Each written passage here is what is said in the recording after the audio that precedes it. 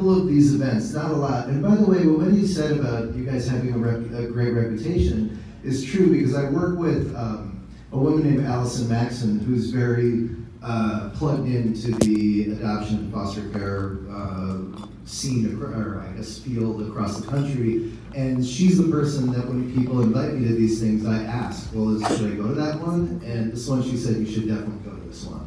And I don't go to very many of these, so that if you got the Allison Maxon stamp of approval, you're doing something right. Trust me.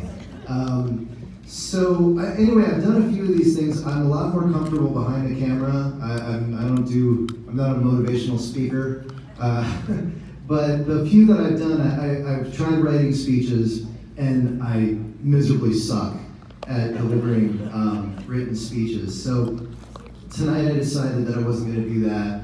I was just going to come up and talk to you a little bit about my own experience adopting kids from the foster care system, which was also for me the best thing that ever happened to me. And by the way, I'm not going to lie to you, a lot of really cool things have happened to me.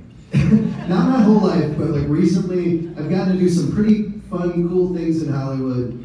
None of it all pales in comparison to what my kids have brought into my life. And I'm not just saying that. You guys have kids, you know what I'm talking about, a lot of you. And the way this all got started, I don't know how many of you have seen the movie, but if you haven't yet and you do get a chance to see it eventually, you'll see this scene. At the beginning of the film, Mark Wahlberg makes a joke. They're talking about whether or not they should have kids, and he makes this joke and says, I feel like I'm getting a little too old to start having kids now. Why don't we just adopt a 5-year-old and it'll be like I got cracking 5 years ago. And that's how my family started. It started with that actual joke to my wife, for real.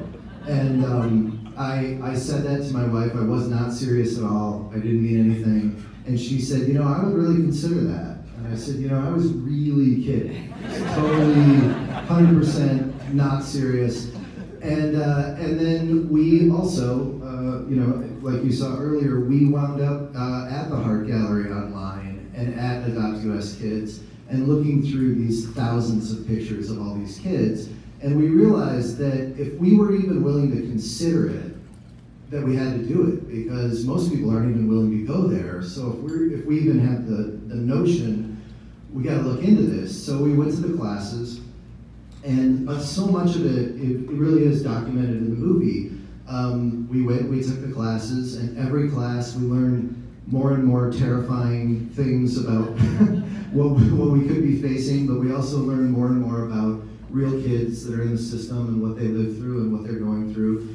And then we went to one of these adoption picnics. Now, I don't know if they have them here. They don't have them in a lot of places, and honestly, they shouldn't. But sorry if that's a dig. I don't know if they do it here or not. But we went to one. It was the weirdest thing I've ever been to in my life. I don't know if you ever went to an 8th grade dance.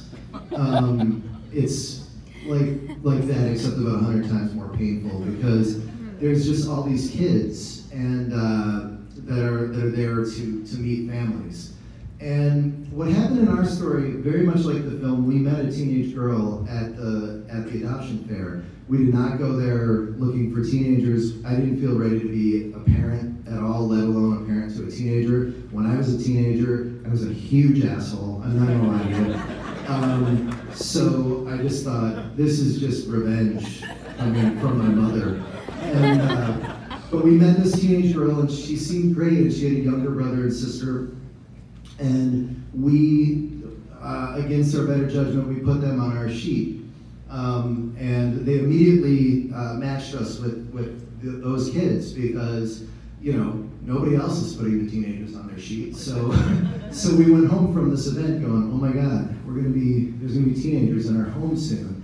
And we were really scared, and we started reading books about the teenage mind, just trying to do whatever we could do to get prepared for that. And then what happened in my real story, which differs from the film, is that we got a call about 2 weeks later.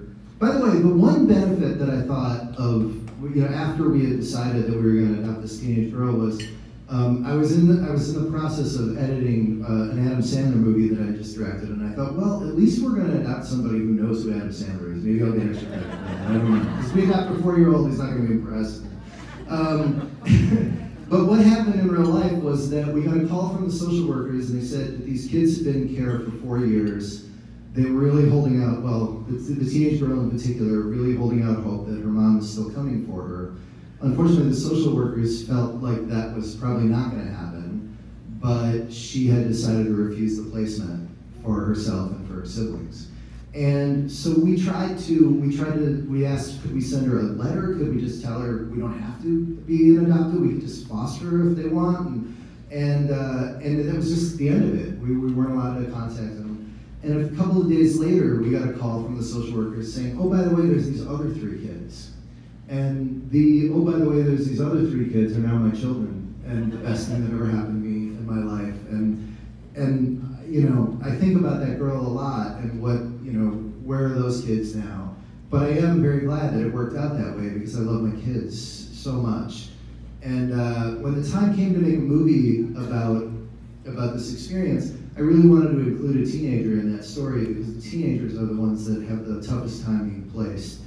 And in that process, we met with a lot of kids who'd been placed as teenagers, who had been adopted as teenagers. And some amazing kids. There's one, you actually just saw her briefly in the trailer. She was a waitress that brought some ice cream. And she was a young girl who had been adopted at 12 years old. Really, really difficult situation. Tough transition period with her family. Now she's at UCLA. She's just about finished with college. She's smart as a whip. And she was our consultant on our movie. She at the time, she was 19 years old. She was giving me notes on my script, like really tough notes on my script. And she was there every day that we were shooting. Isabella Moner, who played Lizzie in the movie, worked with Mairead was her name, worked with Mairead every day. And we had one moment in particular. Again, for any of you who've seen the movie, there's a moment early on in the movie where Pete and Ellie, played by Mark Wahlberg and Rose Byrne, go to an orientation. And when they go to the orientation, a young lady gets up who'd been adopted from foster care, and she tells her story. And we had this really great young actress playing this part, and she had to do this speech over and over again as we did, you know, different angles, different takes, and such. And she was doing a great job, and everybody was in tears while she was telling the story. But she wasn't quite 100% there yet. So after she'd done a really, really great take, I took her aside and I introduced her to Mairead, and I said, hey, I want you to do one more, but before you do, I want you to go talk to Mairead, because the story that you're telling up there tonight, that's her story. And so these 2 young women went off in the corner and cried together. And this girl got up and just knocked it out of the park. It was amazing. And by the time she was done, we were all completely a mess. By the way, hardest part of directing Instant Family is crying in front of Mark Wahlberg every other day. And because he really is that guy. Like, he's like the manliest guy you've ever met in your life. And then I'm there every day going, that was a good take. That was a good job. I like that one. So that was embarrassing. But anyway, my own story, what happened with my wife and I was we met these other 3 kids, and we didn't have a cosmic connection with them. We met them, and we felt like we were babysitting other people's kids, and it was weird, and it was awkward, and we were scared, and we brought these kids home, and it wasn't magical, I'm not gonna lie to you, it was a nightmare, and I just realized, oh, I've made a terrible mistake, I wasn't thinking this through, I'm in over my head, I don't know what I'm doing. And we went through some really tough times like that. And what would happen every morning in my house, the kids would wake up really early, they'd immediately start fighting. By the way, my kids, I don't think I mentioned this, my kids were, when we met them, they were 6 years old, 3 years old, and 18 months. So we went from no notion of having kids to 6, 3, and a year and a half. Just like overnight in our house. And like I said, it was rough, but every morning they would fight, they'd be throwing things, we were sleep deprived, my wife and I hated each other. And there was this one moment where I woke up, and it was a Sunday, and my wife was still asleep, and it was oddly quiet in the house, the kids hadn't woken up yet. And I woke up and I had this really weird feeling that I couldn't identify.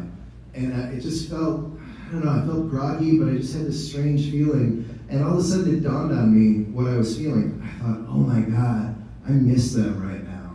Like I'm waiting for them to come into our room and raise hell and just get crazy. And when I realized that, it was a really big moment for me. I thought, oh my God, I've fallen in love with my kids. And sorry. And my wife had that same moment about a month later. No, it was actually just a few days, but when we turned that corner and we really fell in love with our kids and we really started to coalesce as a family, it became just the greatest experience ever. And my kids are so fantastic. My daughter plays soccer, my son plays lacrosse, my other son is a drummer, and they're just amazing, shiny little people that just make me happy every day. And you know, when you go to events like this, you hear a lot about what the kids need, and that's important because these kids need so much. But what you don't hear about as often is what they bring to us. And because, you know, I'm sure most of you in this room have kids, and if you think for a second about what your kids have brought to you, there's nothing better, there's nothing more. I mean, you know, they drive you nuts and they're a pain in the ass and all that, but, you know, so are we. But yeah, what my kids have brought to us is I can't describe it, and I'm not going to try. But it's been just absolutely incredible. So I did want to say, first of all, thank you so much for this honor, and thanks for. I've never been to Toledo before. I'm from Wisconsin, so it's always nice to come back to the Midwest. And I didn't know it was Glass City. I knew the Klinger thing. I didn't know the Glass City. So now I got a cool piece of glass from here. But I did want to say, I'm sure that in this room, we have some of the deepest pockets in Toledo, I'm guessing. And some of you guys are maybe thinking, you know, we're getting around election season, you're maybe going to give some money to some candidates. You know what? Don't. Just don't. Don't give them any more money. Stop giving those people money. They don't help you. They don't do anything for you. Just don't vote for them. You know, do your civic duty, but don't give them any more money. Give money to these guys. You'll feel better about it. It'll make a bigger difference. The kids need it way more than those guys need it. That's all I'm asking. So anyway, thank you so much for having me here. Have a great time tonight. I really appreciate it.